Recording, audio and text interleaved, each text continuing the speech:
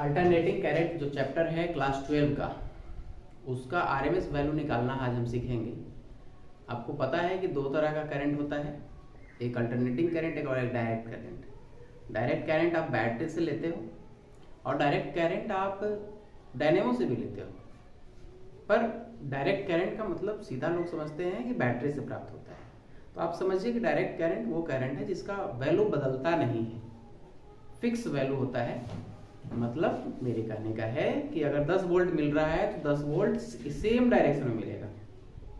Same direction कहने का मतलब अल्टरनेटिंग करंट में हमेशा करंट का डायरेक्शन चेंज होते रहता है और एक सेकेंड में, क्योंकि फ्रीक्वेंसी इंडिया में जो अल्टरनेटिंग करंट का है, डायनेमो का जो फ्रीक्वेंसी बनाया गया है यहाँ, वो 50 हर्ट्ज है। तो 50 बार राउंड लगाता है अल्टरनेटिंग करंट। राउंड लगाने का मतलब इसका वैल्यू 0 से 1 तक बदलते रहता है, साइन फंक्शन के अनुसार बदलता है। इसका मतलब है कि I का वैल्यू, जिसको हम अगर I मैक्सिमम कहते हैं, I एम अगर मिल रहा है, करंट अगर मिल रहा है डायनेमो से, तो I m sine omega t जो है वो I RMS प्राप्त होता है हमारे पास। I RMS को ही आप I कहते हो। जो भी रीडिंग आपको मिलता है घर में, कोई भी एमीटर अगर आप लगाते हो तो उसमें जो एम्पियर का रीडिंग आ रहा है वो रियल में I आप कहते हो, वो I RMS होता है, रूट मीन स्क्वायर होता है। तो हम इसको समझेंगे कि रूट मीन स्क्वायर वैल्यू क्या होता है अल्टरनेटिंग करंट का। तो इसके लिए हम इमेजिन करते हैं कि दो सर्किट है हमारे पास, एक डीसी सर्किट है और दूसरा एसी सर्किट है। डीसी सर्किट और एसी सर्किट में दोनों में हीट जनरेट करके ये देखा जाएगा कि कितना पावर सप्लाई करने के बाद कितना हीट जनरेट हुआ है। तो इसमें हमारे पास V है जो नहीं बदलता साइन फंक्शन के अनुसार, पर ये सिनोसाइडल वेव होता है अल्टरनेटिंग करंट साइन फंक्शन के अनुसार, साइन ओमेगा टी के अनुसार। समय के साथ इसका वैल्यू बदलते रहता है, क्योंकि साइन का वैल्यू हमारे पास 0 से 1 तक होता है। कभी हाफ होगा, कभी 1 होगा, कभी 0 होगा, कभी 1/2 होगा, कभी 1/√2 होगा, √3/2 होगा। तो ये सारा वैल्यू हमारे पास साइन थीटा के अनुसार मिलता है, जो वैल्यू होता है 0 से 90 डिग्री के केस में। तो I एम मैक्सिमम वैल्यू है। मैक्सिमम वैल्यू कहने का मतलब है कि जब करंट चल रहा है और इस तरह का वेव बना रहा है, तो एक सिचुएशन ऐसा भी इसमें आपको दिखेगा कि मैक्सिमम पीक वैल्यू जिसको आप कहेंगे I एम, और जिसे I0 भी लिखा जाता है, IO भी पढ़ा जाता है, जो मैक्सिमम वैल्यू है। लेकिन रियल में जो आप यूज कर पाते हो वो वैल्यू होता है I RMS। जो I RMS है वही आप रीड कर पाते हो, वही रीडिंग दे पाता है हमारे पास जो ऑपरेटर्स है। जो 70% होता है I मैक्सिमम का। अगर हमारे पास 31010 या 310 वोल्ट अगर है, तो जो वैल्यू हमें मिलेगा वो 310 वोल्ट का 70% ही मिल पाएगा। इसका जो हम यूज कर पाएंगे वो 70% ही यूज कर पाएंगे। फुल जो वैल्यू है, चाहे वो I का है चाहे V का है, नहीं कर पाते हैं हम। तो ये I मैक्सिमम है और ये I RMS है जो रीडिंग हमें मिलता है। इसका वैल्यू आप देखेंगे यहाँ पर निगेटिव केस में भी I मैक्सिमम ये मिलेगा और I RMS जो आप यूज कर पाओगे ये I RMS होगा, जिसको सिर्फ I कहा जाता है, I RMS। एक और चीज इसमें जान लेना है कि I और V दो चीज साथ में चलता है। जब हम इलेक्ट्रिकल पावर की बात करते हैं तो अकेला ना I हो सकता है ना अकेला V हो सकता है, क्योंकि पावर में I और V दो चीज होता है। तो अगर हम इसको एक वेव से इंडिकेट करें, जो आगे आने वाले क्लास में आपको मिलेगा, तो ये एक अगर वेव है जो सेम पॉइंट पे मिलेगा हमेशा, तो ये इंडिकेशन है V का और ये इंडिकेशन है I का। V के साथ में हमेशा I चलता है। आप कह सकते हैं कि पीछे से I सपोर्ट करता है, किसका? V का सपोर्ट करता है। फंक्शन तो V करता है, वर्क तो V करता है, क्योंकि V को ही पोटेंशियल कहा जाता है और वर्क ही पोटेंशियल है। तो V का सपोर्टिंग यूनिट I है। एसी करंट का फायदा ये है कि अल्टरनेटिंग करंट में हम अपने हिसाब से ट्रांसफार्मर का यूज करके कम और ज्यादा वोल्टेज ले लेते हैं। आई को कम करके भी बढ़ा देते हैं जरूरत के हिसाब से, या वी को कम करते हैं और आई बढ़ा लेते हैं। तो ये बेनिफिट हमारे पास अल्टरनेटिंग करंट में है। अल्टरनेटिंग करंट का आने जो था वो हमारे लिए काफी बेनिफिशियल हो गया। इंडस्ट्री में जो यूज होता था वो भी डीसी होता था, घर में भी जो यूज होता था वो भी डीसी होता था, डायरेक्ट करंट, तो उसमें पावर लॉस ज्यादा था। अल्टरनेटिंग करंट आया, एक क्रांति आ गई, पावर लॉस कम गया ट्रांसफार्मर का यूज करके, और हम वी को कम और ज्यादा करने लगे और उसके हिसाब से ऑपरेटर्स बनाने लगे। तो अल्टरनेटिंग करंट को कम और ज्यादा किया जा सकता है ट्रांसफार्मर का यूज करके, लेकिन सपोर्टिंग यूनिट आई हमेशा वी के साथ रहेगा। तो इस तरह का हम ग्राफ बना सकते हैं जो ये इंडिकेट करेगा कि आई और वी एक साथ चलता है, जो प्योर कंडक्टर के लिए। कहीं कहीं आगे आने वाले क्लास में आपको ये दिखेगा कि वेव वेरी कर रहा है, फेज डिफरेंस आपको मिल जाएगा। फेज डिफरेंस फिर समझ में आएगा आपको नेक्स्ट में, सिर्फ अभी सुन लीजिए फेज डिफरेंस कुछ होता है। फेज डिफरेंस कहने का मतलब कि आई और वी एक ही फेज में है, मतलब एक ही जगह ओरिजिन है, एक ही जगह एंड कर रहा है, तो फेज डिफरेंस आप कहोगे कि जीरो है, सेम फेज में चल रहा है, एक साथ चल रहा है, वैल्यू चाहे कम ज्यादा हो, लेकिन शुरुआती पॉइंट एक है और अंत पॉइंट एक है। एक साथ जीरो से शुरू हो रहा है और एक साथ जीरो पे खत्म हो रहा है, एक साथ 90 पे, 90 का जो कर्व है एक तरह का है। तो आप इसको कहोगे कि जीरो फेज डिफरेंस है, यानी सेम फेज में ये चल रहा है। आई और वी सेम फेज में चलने से सपोर्ट होगा। और ये किसके लिए है? तो प्योर कंडक्टर के लिए है, या प्योर रजिस्टर आप कह सकते हो, प्योर रजिस्टर के लिए है। इस तरह का कर्व हमें मिलता है। तो अब हम देखते हैं आई आरएमएस क्या होता है। तो हम ये ले लेते हैं, दो तरह का कंडीशन है। एक रजिस्टर को हमने लिया है जिसमें एसी पावर सोर्स है, दूसरा रजिस्टर है जिसमें डीसी पावर सोर्स है। जब हम एसी पावर सोर्स लगाते हैं तो आई आरएमएस मिलता है हमें, जिसे आई कहते हैं। आई तो यहाँ भी है पर वो वेरी नहीं करता है, साइन थीटा के अनुसार वेरी नहीं करता, मतलब उसका वैल्यू नहीं बदलता है। जितना हम सप्लाई करेंगे उतना वो मिलता रहेगा हमेशा, ऑल टाइम वही हमें मिलेगा। तो हम दो कंडीशन लेकर के, इसका एक तरीका है कि या तो आप इस समीकरण का रूट कीजिए, मीन कीजिए, स्क्वायर कीजिए, तब निकालिए, और नहीं तो आप ऑब्जर्व कीजिए कि एसी और डीसी दो सर्किट लीजिए, दोनों सर्किट में आप पावर सप्लाई कर दीजिए, और जितना हीट डीसी में जनरेट होगा उतना ही हीट एसी में जनरेट होगा। कब जनरेट होगा? तब आप कहोगे, जब भी जनरेट होगा तब कहोगे दोनों में पावर सेम है, यानी सेम पावर से सेम हीट जनरेट हो रहा है। एक में आई को आई आरएमएस कहा जा रहा है, दूसरे में आई को आई कहा जा रहा है। ऐसे एसी में भी जो आप आई कहते हो, जो घर में कहते हो इतना एम्पियर धारा आया, इसका मतलब वो आई आरएमएस है, वर्ग माध्य मूल है, वो पीक वैल्यू नहीं है, क्योंकि इसका वैल्यू बदलते रहता है साइन थीटा के अनुसार। तो पीक वैल्यू भी आता है, जीरो भी आता है, लेकिन जो ऑब्जर्वेशन होता है, जो रीडिंग होता है, जो यूज करते हैं हम घर में, जो हीट जनरेट होता है, जो भी फंक्शन होता है इसके पावर फैक्टर का, वो 70% होता है पीक वैल्यू का। तो आईआरएमएस हम लोग निकालेंगे। पहले हम लोग लिख लेते हैं डीसी के लिए हीट कितना प्रोड्यूस होगा, तो I R square RT heat produce होगा, ये डीसी के लिए, और उतना ही heat I R square RT produce होगा एसी के लिए। तो यहां पर आई को हम आई आरएमएस कर देते हैं, क्योंकि इसमें चेंज हो रहा है इसलिए आई आरएमएस कर दिए। इसको हम समीकरण 1 बना देते हैं।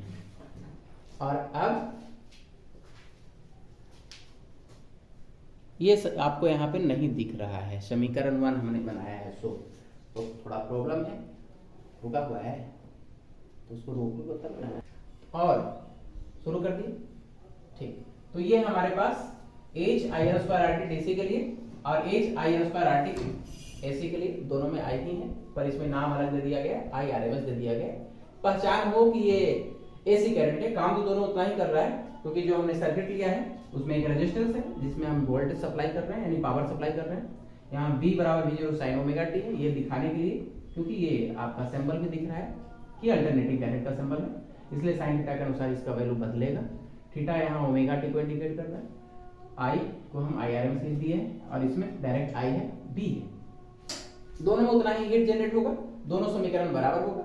हम चाहते हैं कि DH निकालना, छोटा सा हीट निकालना चाह रहे हैं, छोटे से टाइम इंटरवल में dt टाइम में कितना हीट जनरेट हो रहा है ये पहले निकाल लेते हैं, इसको इंटीग्रेट कर देते हैं। देखिएगा DH इक्वल टू क्या हो जाएगा, तो I RMS, या सिर्फ आप ये भी लिख सकते हो I² RT को आप इंटीग्रेट कर दो, तो RT की जगह आप T की जगह T टाइम के नहीं होकर के यहाँ dt टाइम में छोटे से टाइम इंटरवल में आप इंटीग्रेट कर रहे हो, तो 0 से T टाइम तक आप इसको इंटीग्रेट कर दो इस समीकरण को, तब देखो क्या होगा आपके पास। I का वैल्यू हम पहले ही जानते हैं कि I बराबर होता है I बराबर I0 sin omega t, I बराबर I0 sin ओमेगा t। नहीं दिख रहा है वो समीकरण, लाइट का प्रॉब्लम है, ये दिख रहा है I बराबर I0 sin ओमेगा t, नहीं दिख रहा है ये sin ओमेगा t, यह यहाँ पर भी लिखा हुआ है IRMS को ही I कहते हैं। इसको इंटीग्रेट कर देंगे, काम हो जाएगा हमारे पास, एक समीकरण आएगा वो IRMS, इसके साथ हम उसको रिलेट कर देंगे। तो DH इंटीग्रेशन H हो गया, I का वैल्यू वहां से रखते हैं, तो I0 sin omega t dt और साथ में R, इसको इंटीग्रेट कर रहे हैं 0 से t टाइम तक। आगे बढ़ते हैं, I0 sin ओमेगा t, जो इंटीग्रेशन वाला टर्म है उसको अंदर रखिए, जो इंटीग्रेट नहीं होना है उसको बाहर रख दीजिए। तो I0 का कोई मतलब नहीं है इससे, इंटीग्रेशन से t से उसको कोई लेना देना नहीं है, t का फैक्टर यहाँ पर sin ओमेगा t dt दिख रहा है, उसको अंदर रखिए, बाकी को बाहर ले आइए, यानी I0 R इंटीग्रेट कीजिए sin ओमेगा t dt को। अब sin ओमेगा t यहाँ जो लिखा गया है ये रियल में I² है, इसलिए यहाँ पर छूट गया है I² sin² omega t dt, तो यहाँ पर ये हो जाएगा sin² ओमेगा t। अब यहाँ पर देखने वाली बात है कि sin² थीटा का इंटीग्रेशन नहीं होता, स्क्वायर का इंटीग्रेशन नहीं होता है, sin cos चाहे जो भी वैल्यू हो, तो उसको आपको इस फॉर्म में लाना होगा कि स्क्वायर खत्म हो जाए। तो उसके लिए हम जानते हैं 2 sin² theta is equal to 1 minus cos 2 theta होता है, ये दिख रहा है। तो हम sin² थीटा का वैल्यू क्या लिखेंगे, sin² theta is equal to 1 minus cos 2 theta divided by 2, इसका यूज कर लेंगे हम अपने हिसाब से।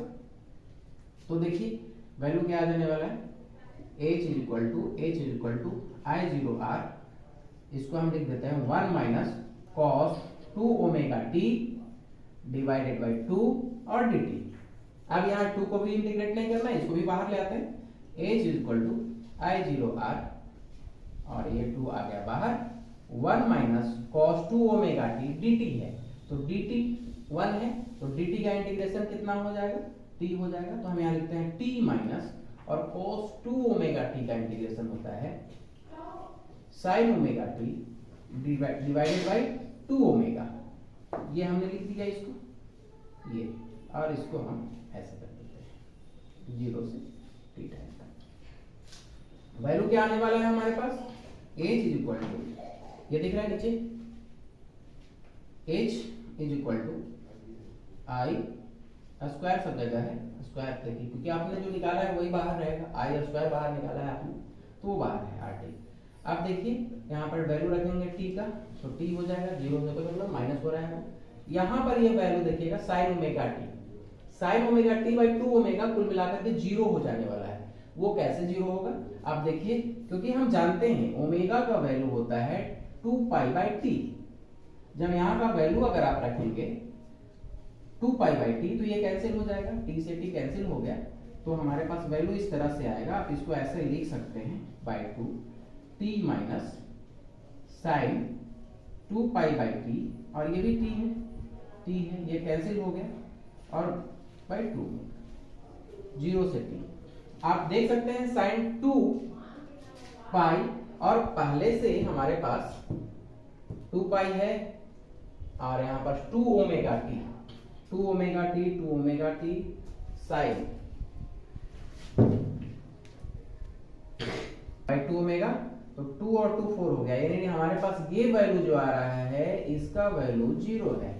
कारण कि 4 ओमेगा हो गया, 2 ओमेगा टी था, ओमेगा का वैल्यू हम रखेंगे, ओमेगा का 2 पाई बाई टी से टी कैंसिल हो जाएगा, कुल मिलाकर के साइन 4 ओमेगा बाई 2 ओमेगा आएगा, 4 पाई बाई 2 ओमेगा, तो इसका वैल्यू 0 होगा, क्योंकि साइन 1 पाई 2 पाई 3 पाई 4 पाई कोई भी हो, 180 degree, 0 degree sine 0 degree, sine 180 degree, sine 360 degree, यानी पाई में जो भी वैल्यू साइन थीटा का वैल्यू तो 0 होता है, तो ये वाला टर्म पूरा 0 हो गया। बचा क्या, h is equal to I 0 R by 2 into T square, ये समीकरण हो गया 2 और ये है समीकरण 1। समीकरण 1 और 2 को आप LHS इक्वल RHS इक्वल कर दीजिए, काम हो जाएगा। ये दिख रहा है क्या? हाँ, उतना ही दिख रहा है, उतना ही दिख रहा है।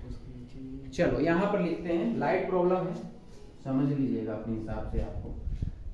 तो यहाँ पर देखिए समीकरण 1, समीकरण 1 और 2 से क्या मिल रहा है, I R M S square R T is equal to I maximum, यहाँ पर जो वैल्यू है आई मैक्सिमम का square R T divided by 2, R T cancel हो गया, तो I R square R M S is equal to I 0 square by 2, तो दोनों तरफ रूट कर दीजिए, I R M S is equal to I maximum under root 2, ये value आया हमारे पास आई आर एम एस का, जो इंडिकेट ये करता है कि 1.414 से आप डिवाइड करोगे तो ये रिजल्ट आएगा I R M S is equal to I maximum का 70%। 70% आप यूज कर पाते हो, जो भी रीडिंग आता है वो 70% ही रीडिंग आता है, जितना एम्पियर आपको दिखता है अमीटर में। ये आई आर एम एस का वैल्यू था।